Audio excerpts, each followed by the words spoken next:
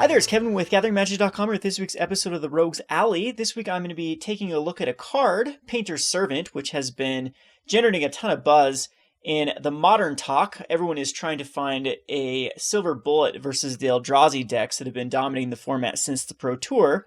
Yes, the Pro Tour was only about a week ago, but if you can look at some of the MTGO leagues, and there is an MTGO PTQ, I'm not sure if there was an Open or a TCG player tournament this following weekend or any time in between the Pro Tour, but I think all the major tournaments have been showing up on feeds, like I said, with MTGO, have been dominated. And when I say dominated, I mean just as dominant as the 6 in the top 8 Eldrazi decks of the Pro Tour. It's about the exact same percentile you're seeing in these top 8s and top 32s and top 16s of these MTGO tournaments and whatnot, being just completely dominated by the hyper-aggressive Eldrazi decks. So Painter's Servant is one of those cards that can really slow down the Eldrazi, and also Spreading Seas is pretty good, but we still are a little bit susceptible to the early aggression of the Endless One and Eldrazi Mimic, and I think that's where you need to kind of go over the top of Eldrazi, or at least stay on pace with them. And so we need to use our own big bad beaters to either put pressure or play a defensive role, and that's where I really like Myr Superion in this type of shell, as it's a 5/6 can block both the Thought-Knot Seer and the Reality Smasher and live to tell the tale. So this is what I used to call a Vedalken Tribal deck, but it did utilize more of the actual Vedalken Tribal. I used Mutavaults, and I think it was an Automaton. It's the 3-mana Automaton that when it comes into play, Adaptive Automaton, you name a creature type, and creatures of that type get +1/+1. So that used to be in this deck, but I thought that I'd go more over into the artifact theme of the deck, and that way the tribal wasn't nearly as important. In fact, there was times that I actually named Artificer because I used Fairy Mechanist, which is a 4-mana spell that's a 2/2 flyer that also looks at the top 4 cards of your library, and they can reveal an artifact card. But with this one, it's going to try to be a little bit quicker and try to get out the either Hangarback Walker or Myr Superion very, very quick, and then you start playing the Lord type cards, the Grand Architect and the Master of Etherium, and then you can copy it with cards like Phyrexian Metamorph. And this deck is very capable of dumping out its hand quite quickly, so it is susceptible to like board wipes and other things. But again, the idea here is just to combat the Eldrazi and still have at least some game versus some of the other decks. So we'll have to wait and see how that works. I also did want some other use out of Painter's Servant besides just kind of hosing down Eldrazi. We also want a Painter's Servant to be relevant, and in this deck you're going to name blue, and then that means all your artifacts will actually work off of the Grand Architect. So other blue creatures you control get +1/+1. You don't even have to turn your artifacts into blue creatures. They'll just get the +1/+1 from the Grand Architect.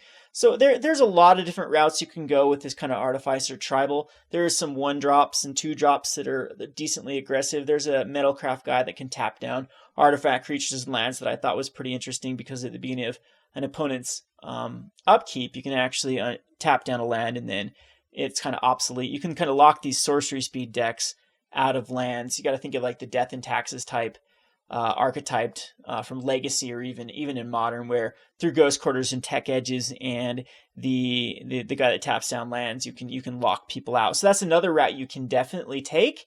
But this one again is really focusing on just getting a Myr Superion or a Hangarback Walker up high enough to kind of give game to the Eldrazi deck and go over the top of them. So that'll be our game plan. I don't know the exact. I mean, this hasn't been tried yet. You're gonna kind of see me build the deck as we go. Other than I will be doing this in a league, so won't be able to edit the deck between games. But I don't know if it's Springleaf Drum or a card like Aether Vial that I think we have no 1-drop, and one of the reasons is we want to hit Chalice of the Void from our sideboard on 1, and right now I'm running just 2 Chalice of the Voids in the sideboard.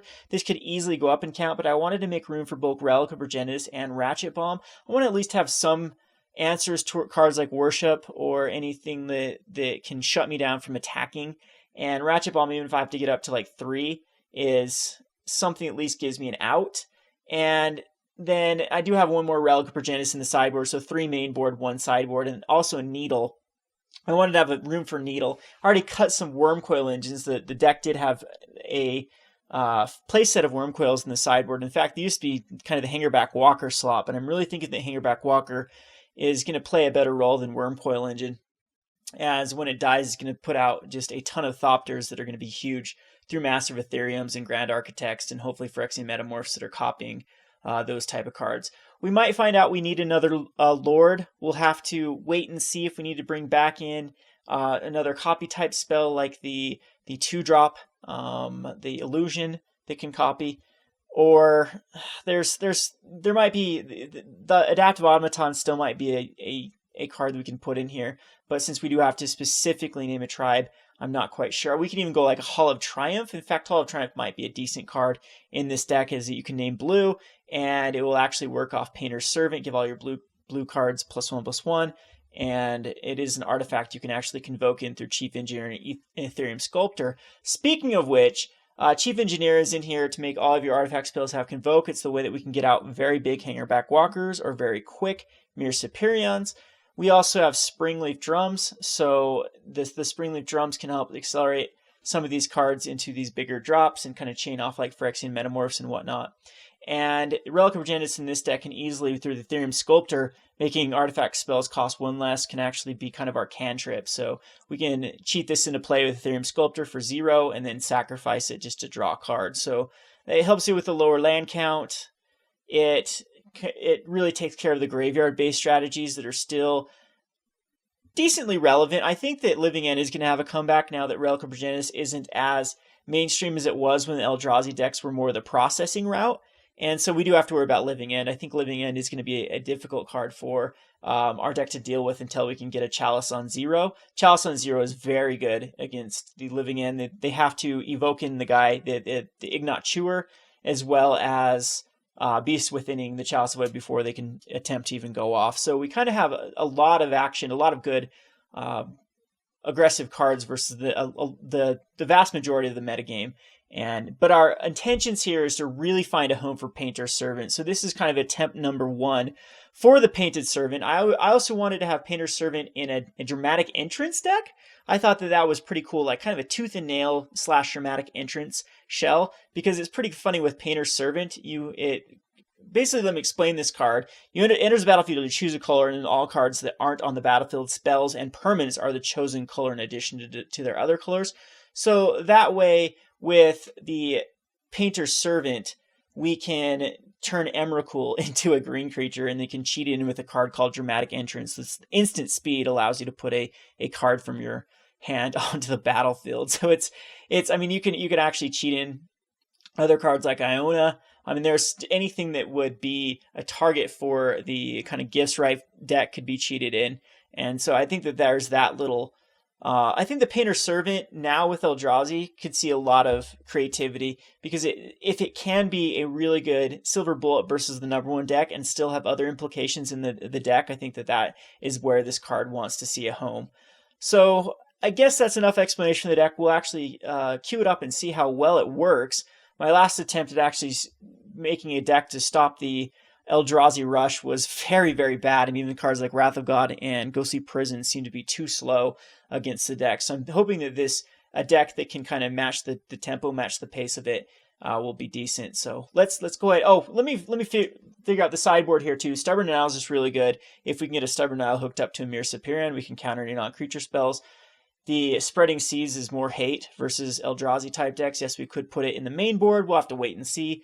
And then Needle is just a very flex card. Chalice has a lot of decks that is really good against. And Wurmcoil Engine is really in here for burn. Vedalken Shackles is great versus any sort of Collected Company deck. You can take one of their very, very key pieces and kind of use it.